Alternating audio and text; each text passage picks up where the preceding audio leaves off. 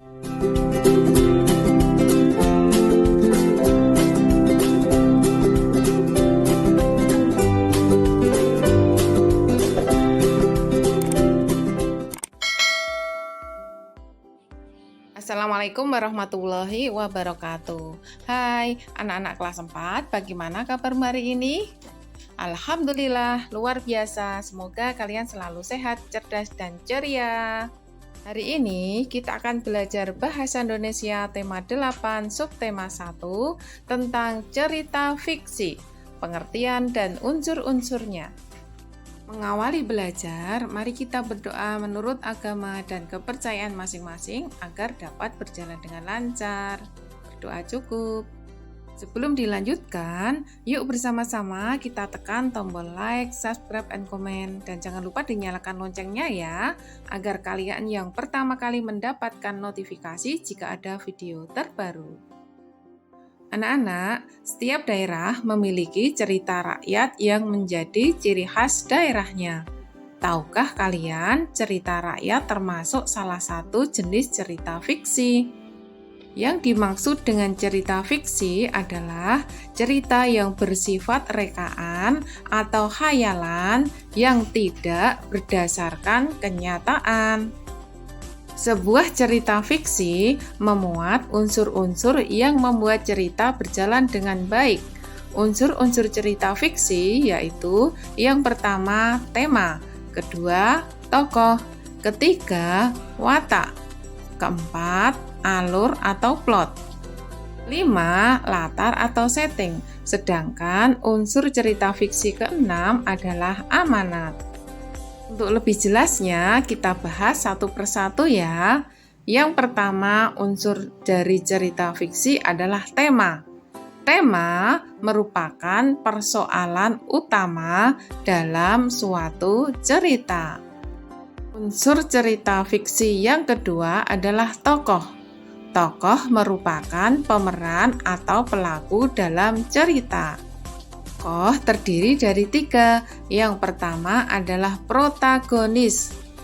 Tokoh yang memiliki watak baik, tindakannya mencerminkan kebaikan dan sebuah keteladanan bagi pembaca.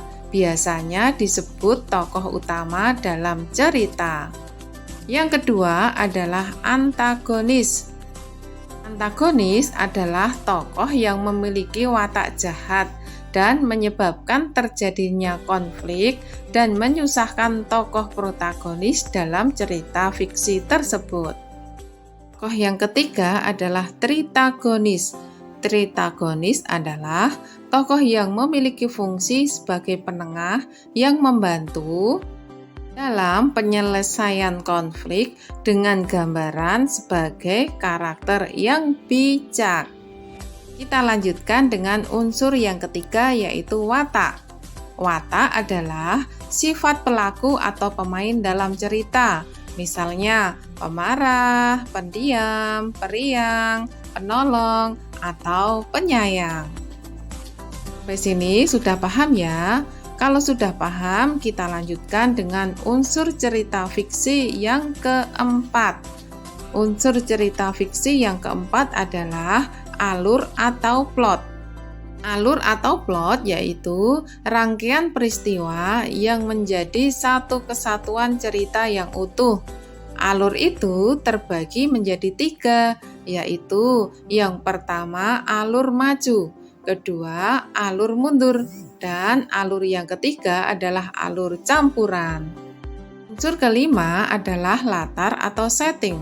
Latar atau setting yaitu tempat atau waktu terjadinya peristiwa dalam sebuah karya sastra.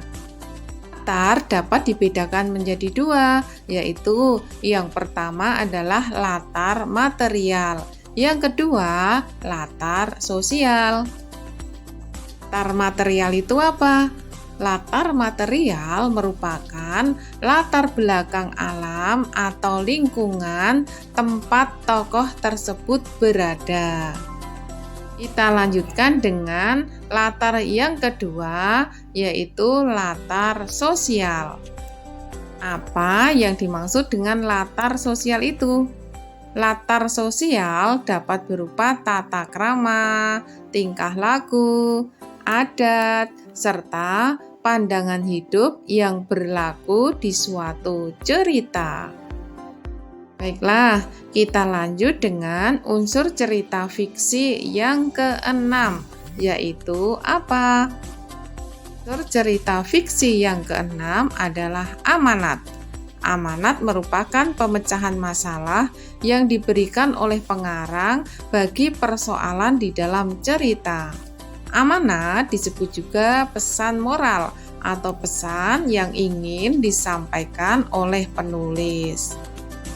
Demikianlah materi hari ini ya. Semoga kalian sudah bisa memahaminya. Mari kita akhiri belajar dengan berdoa menurut agama dan kepercayaan masing-masing agar memperoleh ilmu yang bermanfaat. Anak-anak, selamat belajar dan tetap semangat. Wassalamualaikum warahmatullahi wabarakatuh. Thank you for watching.